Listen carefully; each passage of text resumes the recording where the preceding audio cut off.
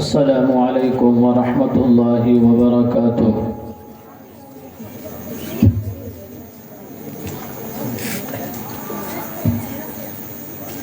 الحمد للہ رب العالمین والعاقبۃ للمتقین والصلاة والسلام على محمد وآلہ وصحبہ اجمعین، اما بعد فاعوذ باللہ من الشیطان الرجیم، بسم اللہ الرحمن الرحیم۔ اقرأ باسم ربک الذی خلق، خلق الانسان من علق، اقرأ وربک الاکرم الذي علم بالقلم، علم الإنسان ما لم يعلم۔ وقال تعالى: إن الذين يتلون كتاب الله وأقاموا الصلاة وأنفقوا مما رزقناهم سرا وعلانية يرجون تجارة لن تبور۔ وقال رسول الله صلی اللہ تعالی علیہ وسلم: خیرکم من تعلم القرآن وعلمہ۔ صدق اللہ العظیم۔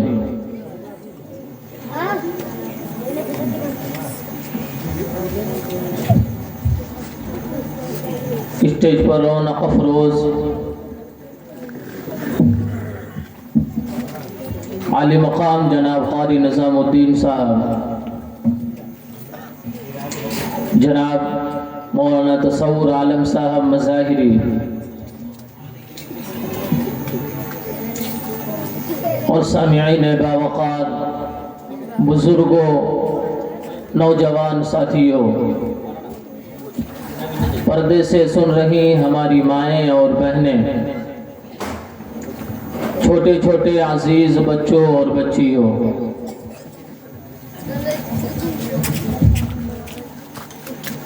بہت دیر سے آپ حضرات بچوں اور بچیوں کے پروگرام سماعت کر رہے تھے۔ ماشاءاللہ بہت اچھا پروگرام رہا۔ دعا ہے کہ اللہ ان بچیوں کو مزید ترقیات سے مالا مال فرمائے، اور ان کے استاد آپ کی مسجد کے امام صاحب کو اللہ صحت و عافیت عطا فرمائے، عمر دراز عطا فرمائے، اور ان کی ہوئی خدمتوں کا بہتر صلہ عطا فرمائے۔ اچھا خاصا وقت ہو چکا ہے، رات اچھی خاصی گزر چکی ہے، اور مجمع بھی اکثر جا چکا ہے، اس لیے آپ حضرات کا بہت زیادہ وقت نہیں لیا جائے گا، بہت مختصر میں بات کرنے کی کوشش کی جائے گی، اور اسی عنوان سے کی جائے گی جس عنوان سے ابھی پروگرام آپ کے سامنے پیش ہوا۔ دوستوں اور بزرگوں، اس دنیا میں انسان بے شمار ہیں،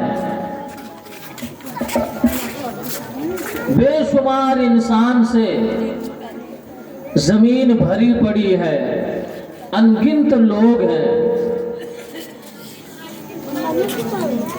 ان میں اچھے بھی ہیں اور برے بھی ہیں،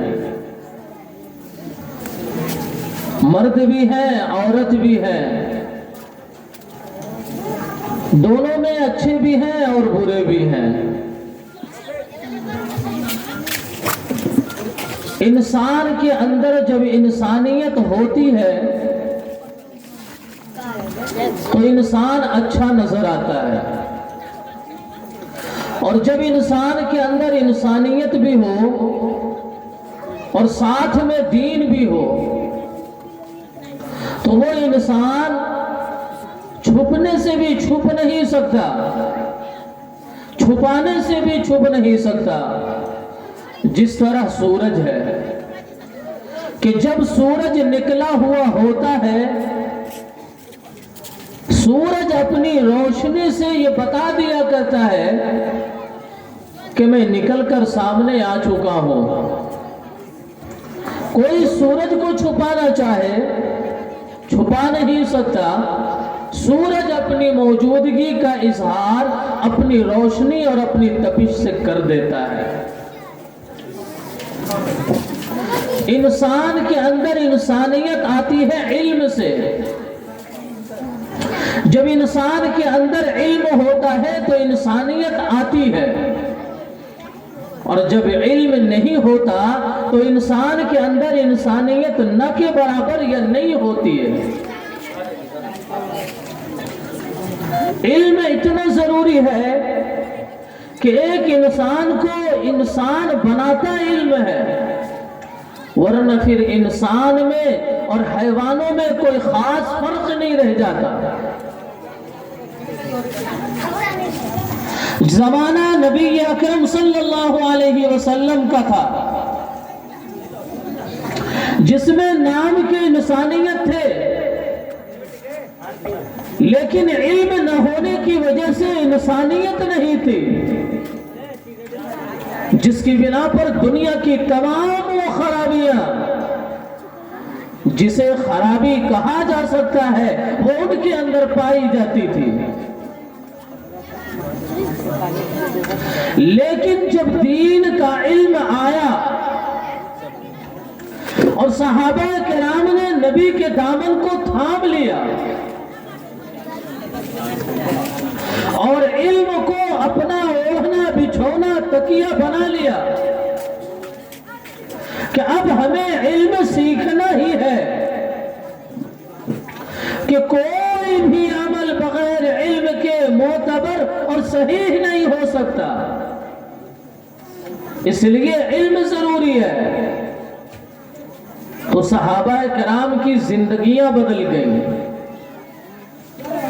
صحابہ کرام کے زبانیں بدل گئی، صحابہ کرام کے بولنے کے انداز بدل گئے، صحابہ کرام کے القاب بدل گئے، ان کے اعمال بدل گئے، ان کی سوچ بدل گئی، ان کی ذہنیت بدل گئی، ان کی چال بدل گئی، اور حقیقت تو یہ ہے کہ ان کی دنیا ہی بدل گئی۔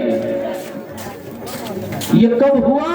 جب علم کو انہوں نے اپنا اوڑھنا بچھونا تکیہ سب کچھ بنا لیا کہ ہمیں نبی کے دربار میں رہ کر علم حاصل کرنا ہے، کہ علم کے بغیر عمل بھی کوئی جاندار نہیں ہو سکتا، علم کے بغیر عمل ناتمام ہوتا ہے، مکمل اور تمام نہیں ہو سکتا۔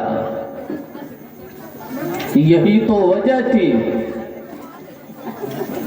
کہ دین اسلام نے علم کا اتنا چرچا کیا اور علم کے پھیلانے کی اتنی کوشش کی کہ دنیا کا کوئی بھی دھرم، کوئی بھی مذہب اور اس کے ماننے والی کسی قوم نے آج تک اتنی کوشش نہیں کی ہے علم کو پھیلانے میں جتنی کوشش دین اسلام نے کی ہے۔ دین اسلام کی بنیاد ہی علم پر ہے، اور دین اسلام کا سب سے پہلی وحی ہی علم کی ہے، سب سے پہلا حکم ہی آیا ہے علم کا۔ میں نے خطبے میں جو قرآن کریم کی آیت کی تلاوت کی ہے، یہ 5 آیتیں قرآن پاک کی اترنے والی آیتوں میں سے سب سے پہلی آیتیں ہیں۔ نبی پاک علیہ السلام کی عمر 40 سال ہو گئی، آپ لوگوں سے الگ ہو کر غار حرا میں رہنے لگے، آپ کو لوگوں کے بیچ میں من نہیں لگتا، آپ کو الگ میں من لگنے لگا ہے، آپ کو جلوتوں میں نہیں خلوتوں میں طبیعت لگنے لگی ہے، اور آپ کسی کے انتظار میں رہنے لگے ہیں، اور آپ غار حرا اپنے کھانے پینے کا سامان لے جایا کرتے اور وہی تنہائی میں اللہ کی یاد اور اللہ کی عبادت کیا کرتے اور انتظار میں رہتے۔ یوں محسوس ہوتا کہ کوئی آنے والا ہے جو کچھ آ کر ہمیں دے جائے گا، کہ اللہ کی طرف سے حکم ہوتا ہے اور حضرت جبرائیل علیہ السلام قرآن کریم کی پہلی 5 آیتیں لے کر اس دنیا میں آتے ہیں۔ وہ قرآن کریم کی پہلی 5 آیتیں یہی تھی، اقرأ بسم ربک الذی خلق خلق الانسان من علق اقرأ وربک الاکرم الذی علم بالقلم علم الانسان ما لم يعلم۔ یہ 5 آیتیں قرآن کی سب سے پہلی آیتیں ہیں، یہ 5 آیتیں اترنے اور نزول کے اعتبار سے، جس میں علم کا، پڑھنے کا، قلم کا تذکرہ کیا کہ اے نبی جی اپنے رب کے نام سے آپ پڑھیے اسے رب کے نام سے جو مکرم ہے، باعزت ہے، پڑھیے اسے رب کے نام سے جس نے انسان کو قلم کے ذریعے علم دیا، پڑھیے اسے رب کے نام سے جس نے انسانوں کو اس چیز کا علم دیا جس کا علم نہیں تھا۔ پڑھنے کا چرچا، پڑھنے کا تذکرہ بار بار اس آیت میں کیا گیا، لیکن میں نے تصور میں پوچھ لیا، خدایا ان پہلی وحی کی ان آیتوں میں بار بار علم کا تذکرہ کیوں کیا گیا، جبکہ حالات یہ ہے کفر کی آماجگاہ عرب بنا ہوا ہے، جبکہ حالات یہ ہے ظلم و ستم کے بازار گرم ہے، جبکہ حالات یہ ہے عورتوں پہ ظلم و ستم کے پہاڑ توڑے جا رہے ہیں، جبکہ حالات یہ ہے لوگ ایک دوسرے کے خون کے پیاسے بنے بیٹھے ہیں، جبکہ حالات یہ ہے عورتوں کو وراثت میں لوگوں کے تقسیم کیے جا رہے ہیں، جبکہ حالات یہ ہے بھائی کا دشمن بنا بیٹھا ہے، جبکہ حالات یہ ہے ماں بیٹی کی عزت نہیں کرتی، جبکہ حالات یہ ہے باپ بیٹے کی تعظیم نہیں کرتا، جبکہ حالات یہ ہے انسان ایک خدا کو چھوڑ کر 360 بتوں کی عبادت میں لگے ہوئے ہیں، جبکہ حالات یہ ہے کہ انسان نبی سے دور ہو چکا ہے،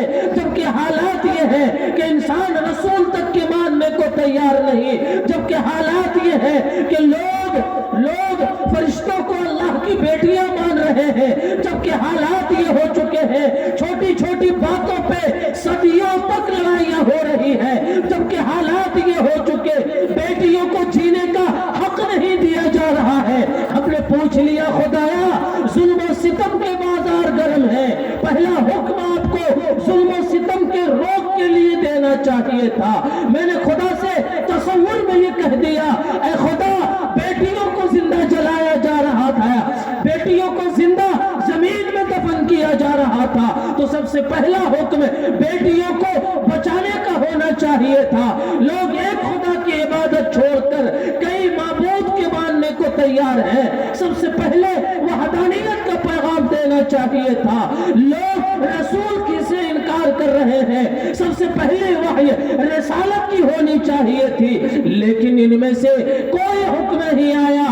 حکم آیا تو پڑھنے کا، حکم آیا تو علم کا، حکم آیا تو تعلیم کا، حکم آیا تو قلم کا، حکم آیا تو سیکھنے کا، حکم آیا تو سکھانے کا۔ جواب ملا مجھے تصور میں، یہ بتا دیا خدا نے تصور میں کہ اے لوگوں، اے انسان، کیا تمہیں پتا نہیں ہے کہ جب جہالت ہوگی ظلم ہوگا، جب جہالت ہوگی بیٹیوں کو حصہ نہیں ملے گا، جب جہالت ہوگی بیٹیوں کو حق نہیں ملے گا، جب جہالت ہوگی بیٹیوں کو جینے کا حق نہیں ملے گا، جب جہالت ہوگی بیٹیوں کو زمین میں دفن کیا جائے گا، جب جہالت ہوگی لوگ ایک دوسرے کے خون کے پیاسے ہوں گے، جب جہالت ہوگی لوگ ایک دوسرے کو ماریں گے، ڈانٹیں گے, دشمنی کریں گے, بغض کریں گے, حسد کریں گے.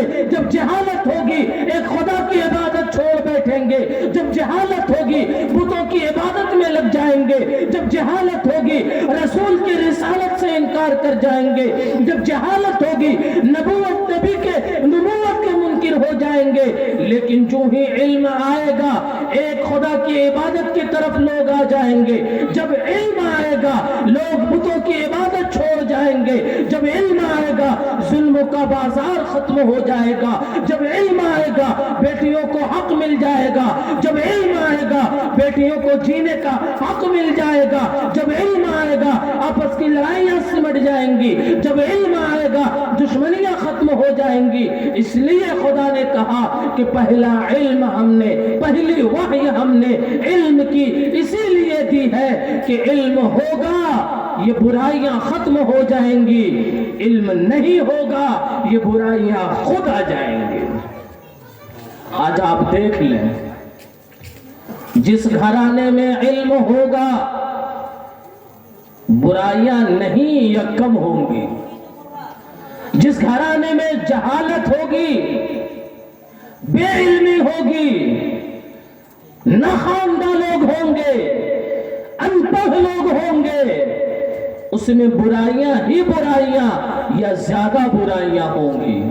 پتہ کیا چلا کہ علم آتا ہے ایک روشنی کی طرح جو رات کی جہالت کی تاریکی کو, جہالت کے گھٹا ٹوپ اندھیروں کو چھانٹ کر الگ کر دیتا ہے. اور جب علم کی روشنی نہیں رہتی ہے جہالت کی تاریکی چھائی رہتی ہے. ہر ایک انسان اس جہالت کے اندھیرے میں تمام برائیاں کرتا ہوا رہتا ہے اور یہ سوچتا ہے کہ اس اندھیرے میں مجھے کون دیکھ رہا ہے.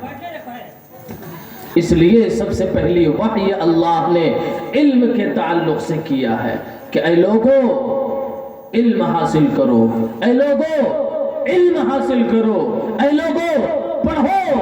اگر پڑھنا آ گیا, اگر پڑھ لیا تم نے, علم آ گیا, ایجوکیشن تم نے حاصل کر لی ہے, گھر میں علم آ گیا, افراد میں علم آ گیا, ماحول میں علم آ گیا, معاشرے میں علم آ گیا, سوسائٹی میں علم آ گیا, بستی میں علم آ گیا, شہر میں علم آ گیا, افراد سے برائیاں ختم ہوں گی, گھر سے برائیاں ختم ہوں گی, سوسائٹی سے برائیاں ختم ہوں گی, محلے سے برائیاں ختم ہوں گی, بستی سے برائیاں ختم ہوں گی, شہر سے برائیاں ختم ہوں گی, دیہات سے برائیاں ختم ہوں گی.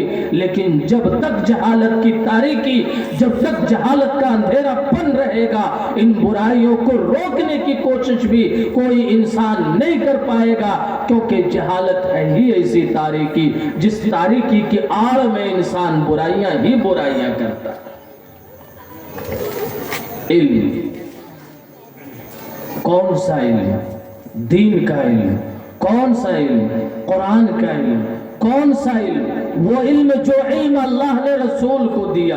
کون سا علم؟ وہ علم جو علم رسول نے صحابہ کو دیا. کون علم؟ وہ علم جو صحابہ نے تابعین کو, تابعین نے تابعین کو دیا. وہ علم, اس علم کے حصول پر اللہ نے آخرت میں کامیابی, بامرادی, ترقی اور ہمت افزائی, حوصلہ افزائی کا وعدہ کیا ہے. اور یہ فرمایا جب انسان قرآن کا علم حاصل کر لے, جب انسان خدا کی اس کتاب کا علم حاصل کر لے, جب انسان خدا کی اس کتاب کو اپنے سینے میں محفوظ کر لے, وہ خدا کا برگزیدہ بندہ ہوتا ہے, وہ خدا کا چہیتا, لاڈلا, پسندیدہ بندہ ہوتا ہے.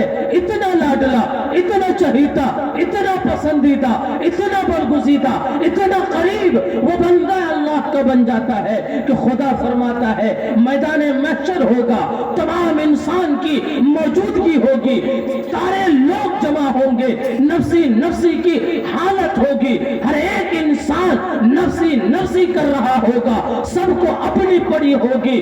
ماحول ایسے ہوں گے یوم یفر المرء من اخیہ, بھائی بھائی کو دیکھ کر بھاگ رہا ہوگا, وہ امیہ و ابی, بیٹا ماں کو دیکھ کر بھاگ رہا ہوگا, بیٹی باپ کو دیکھ کر بھاگ رہی ہوگی, وہ صاحبتہ وہ بنی, اپنی بیوی کو دیکھ کر شوہر بھاگ رہا ہوگا, اپنے بیٹوں کو دیکھ کر ماں باپ بھاگ رہے رہے ہوں گے، ایسے حالت میں حافظ قرآن بھاگ نہیں رہا ہوگا، تلاش کر رہا ہوگا، کہاں ہے میرے ابا، کہاں ہے میرے رشتہ دار، کہاں ہے میرے اساتذہ؟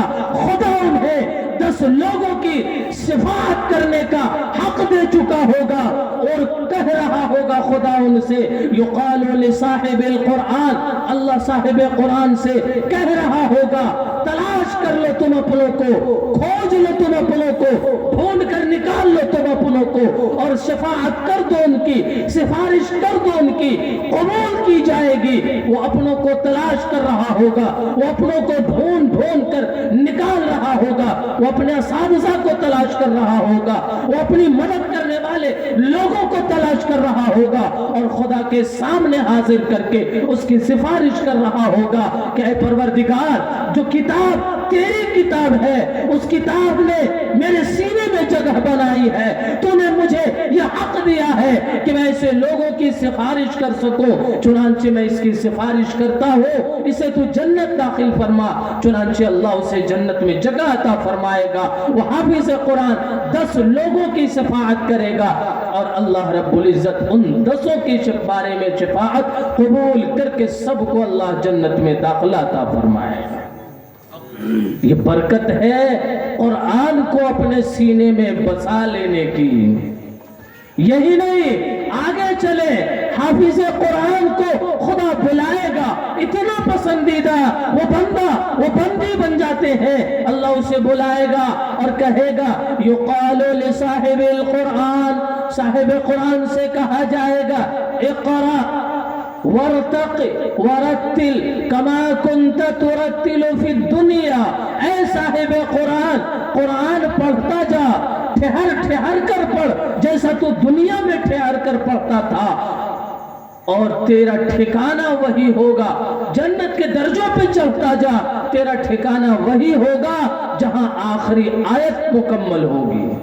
وہ حافظ قرآن پڑھتا جائے گا، جنت کے درجوں پہ چڑھتا جائے گا، قرآن پڑھتا جائے گا، جنت کے درجوں پہ چڑھتا جائے گا، جب تک قرآن کی ساری آیتیں مکمل نہ ہو جائے، جنت کے ان درجوں پہ وہ چڑھتا چلا جائے گا۔ جب قرآن مکمل ہوگا جس جگہ پہ، وہی جگہ حافظ قرآن کی منزل ہوگی۔ بے شک۔ اور یہ برکت، یہ عنایت، یہ عطائیں اور یہ اللہ کے تحائف، یہ ہدیے اور یہ تحفے صرف حافظ قرآن کے لیے ہی نہیں، اس سے جن کی نسبت ہو جائے ان کے لیے بھی اللہ کی طرف سے عطائیں، اللہ کی طرف سے برکتیں، اللہ کی طرف سے ہدایہ اور تحائف۔ اللہ فرماتا ہے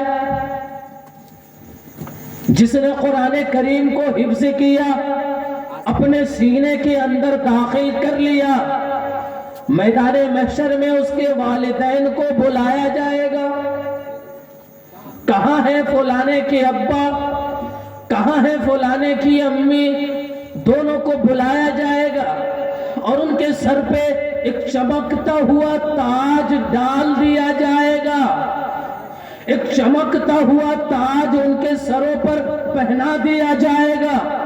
رسول کریم نے ارشاد فرمایا وہ تاج اتنا چمک رہا ہوگا کہ اگر سورج تمہارے گھر کے اندر آ جائے تو تمہارا گھر کتنا چمکے، اس سے کہیں زیادہ اس تاج کی چمک ہوگی۔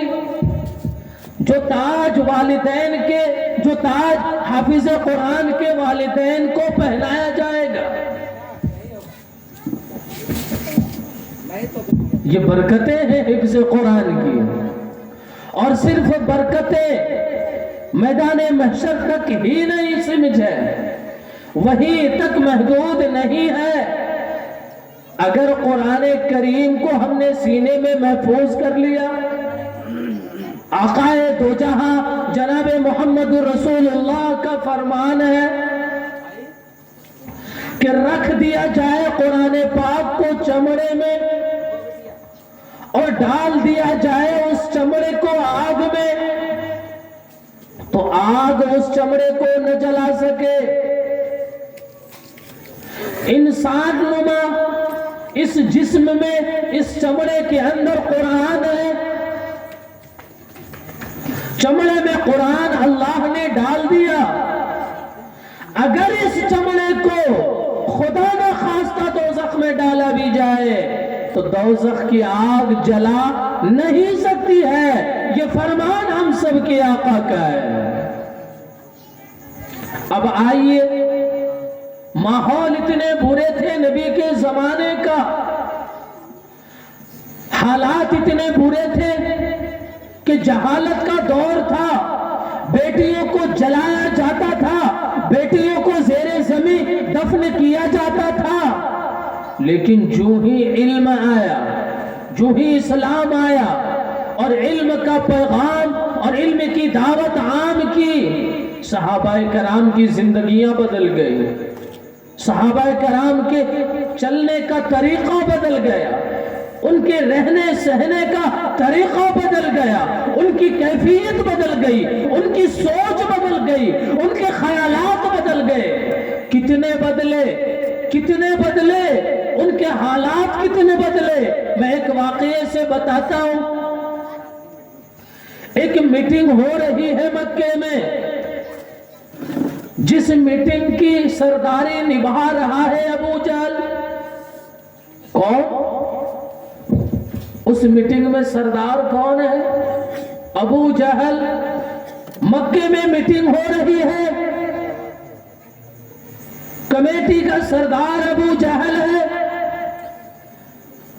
اور فیصلہ اس بات کا کرنا ہے کہ نبی کی گردن پہ تلوار کون چلا سکتا ہے یہ بتائے، نبی کا سر کاٹ کر کون لائے گا یہ بتائے، بتائے نبی کا سر کون کاٹ کر لائے گا۔ ایک جوان کھڑا ہوتا ہے،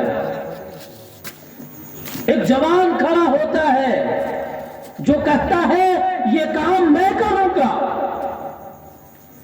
نبی کی گردن پہ تلوار میں چلاؤں گا، نبی کا سر کاٹ کر میں لاؤں گا۔ پتا ہے وہ جوان کون ہے؟ اس جوان کا نام ہے عمر۔ اس جوان کا نام کیا ہے؟ عمر۔ ابھی اس دور میں ہے جس دور میں دین ان تک نہیں آیا، دین کا علم ان تک نہیں آیا۔ پھر کیا تھا؟ حضرت عمر نے تلوار ہاتھ میں لی، گھوڑے پہ سوار ہوئے اور چل دیے، جا رہے ہیں ہاتھ میں ننگی تلوار، ذہن میں نبی کے قتل کا منصوبہ، سر کاٹ کر ابو جہل کے قدم میں رکھنے کا ارادہ، اور حضرت عمر چل پڑے۔ راستے میں صحابی سے ملاقات ہو گئی، پوچھ لیا عمر کیا بات ہے، تیور تمہارے بدلے ہوئے ہیں، آنکھ لال ہو چکی ہے، آنکھ میں لالی نظر آ رہی ہے، بات کیا ہے؟ عمر کہنے لگے کہ آج چلا ہوں میں نبی کا سر کاٹ کر ابو جہل کے قدموں میں رکھ دینے کو۔ وہ صحابی کہہ بیٹھتے ہیں اے عمر، نبی سے مقابلہ اور نبی کا سر کاٹنا یہ بعد میں کرنا، پہلے اپنی بہن اور بہنوئی کی تو خبر لے لے، وہ خود نبی کا کلمہ پڑھ رہے ہیں۔ حضرت عمر نے اپنا گھوڑا موڑا اور موڑتے ہی اپنی بہن کے گھر پہنچے۔ جب پہنچے تو پتہ چل چکا تھا کہ یہ دونوں اندر کچھ پڑھ رہے ہیں۔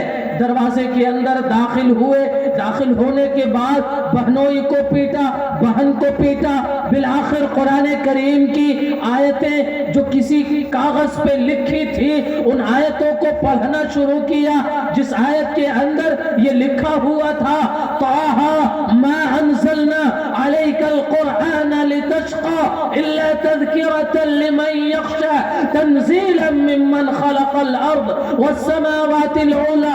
حضرت عمر عربی زبان والے تھے، ان کی زبان یہی تھی، وہ پڑھ رہے تھے، سمجھ رہے تھے، پڑھتے چلے جا رہے تھے، دل کی کایا دھیرے دھیرے بدلنے لگی تھی، پسینے پسینے ہو رہے تھے کہ آیت آ گئی اننی انا اللہ لا الہ الا انا فَاعْبُدْنِي وَأَقِمِ الصَّلَاةَ لِذِكْرِي، اے عمر میں ہی معبود ہوں، میرے سوا کوئی عبادت کے لائق نہیں ہے، عبادت میری ہوگی، نماز میری ہوگی۔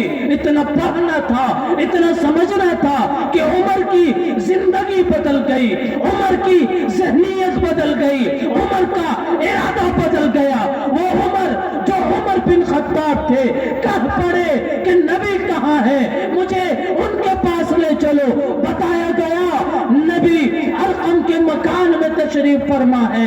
حضرت عمر ارقم کے مکان کے دروازے پر پہنچتے ہیں، دروازے پہ دستک دیتے ہیں، اندر نبی ہے، صحابہ کی موجودگی ہے۔ حضرت حمزہ چند دن قبل اسلام سے مشرف ہو چکے ہیں، اندر سے دیکھا جاتا ہے دروازے پہ عمر کھڑا ہے، ہاتھ میں ننگی تلوار ہے، لوگوں کو تشویش ہوتی ہے دروازہ کھولا جائے یا نہ کھولا جائے، دروازہ کھولا جائے یا نہ کھولا جائے۔ حضرت حمزہ جواب دیتے ہیں کھول دو دروازہ، اگر عمر سلامتی چاہتا ہے اچھی طرح داخل ہو جائے، اگر عمر نے کوئی حرکت کی تو عمر کے اندر اگر طاقت ہے تو حمزہ کے پاس بھی طاقت ہے۔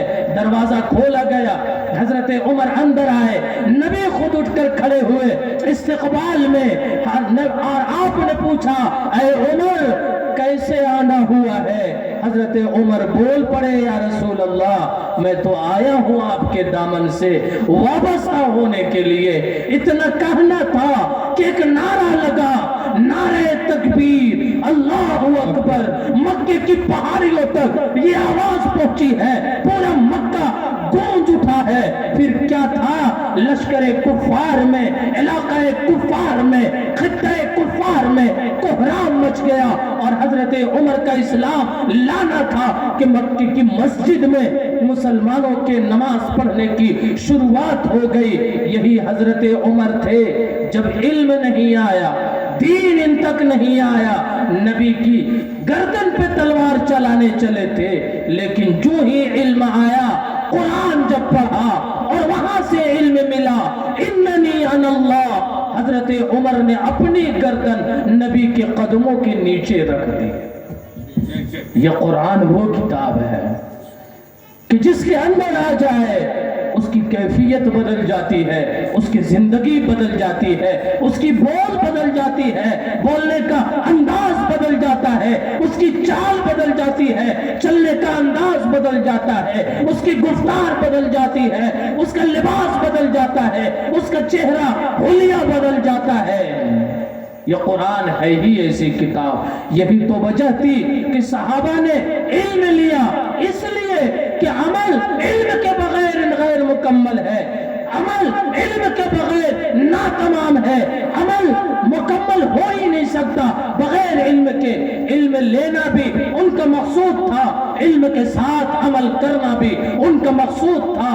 جب اس طرح سے انہوں نے علم کو لیا ہے تب ان کی زندگیاں بدلی ہیں، معاشرے بدلے ہیں، گھر بدلا ہے، گھرانہ بدلا ہے، افراد بدلے ہیں، معاشرات بدلے ہیں، اخلاقیات بدلے ہیں، عقائد بدلے ہیں، سب بدلے ہیں۔ بس ضرورت اس بات کی ہے کہ ہم بھی علم کو مقصد بنا کر لیں، اس لیے لیں کہ علم سیکھنا اس لیے ہے کہ علم کے بغیر عمل ناتمام ہے، اور علم عمل کا امام ہے، اس لیے علم ہمارے لیے ضروری تاکہ ہم عمل اس کی روشنی میں کر سکیں۔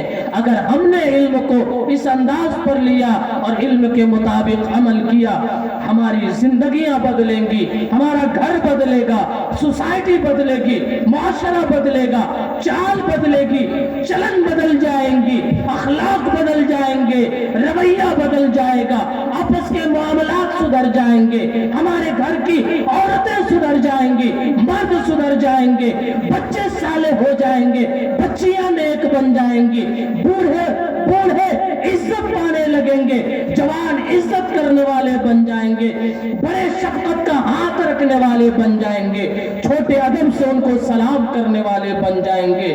بس ضرورت اس بات کی ہے کہ ہم دین کا علم حاصل کرنے والے بن جائیں اخلاص کے ساتھ، ہم دین کا علم حاصل کرنے والے بن جائیں اخلاص کے ساتھ، قرآن کا علم حاصل کرنے والے بن جائیں اخلاص کے ساتھ کہ اس علم کو حاصل کر کے ہمیں اپنی دنیا بھی بنانی ہے، ہمیں اپنی قبر بھی بنانی ہے، ہمیں میدان محشر کی تپش سے نجات بھی چاہیے، ہمیں پرسرات کا راستہ طے بھی کرنا ہے، ہمیں دوزخ سے بچنا بھی ہے، ہمیں جنت میں داخلہ بھی چاہیے۔ اس لیے ہمیں علم حاصل کرنا ہے، اس لیے ہمیں قرآن کا علم حاصل کرنا ہے، اس لیے ہمیں حدیث کا علم حاصل کرنا ہے، اس لیے ہمیں سیرت کا علم حاصل کرنا ہے، اس لیے ہمیں نبی کی زندگی کا علم حاصل کرنا ہے۔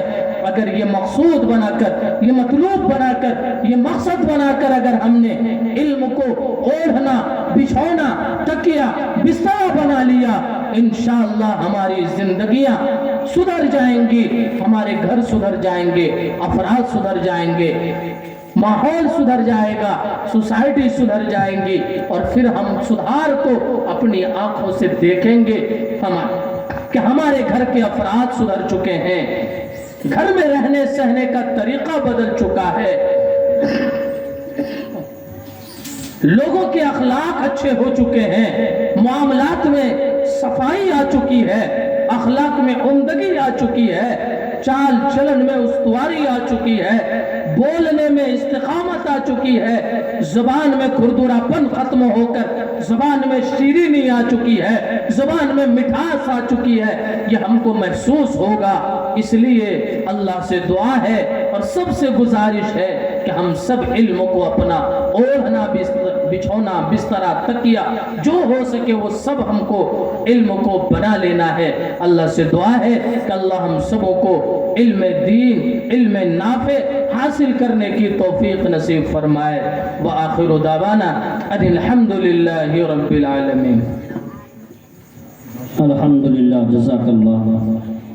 اب بیانات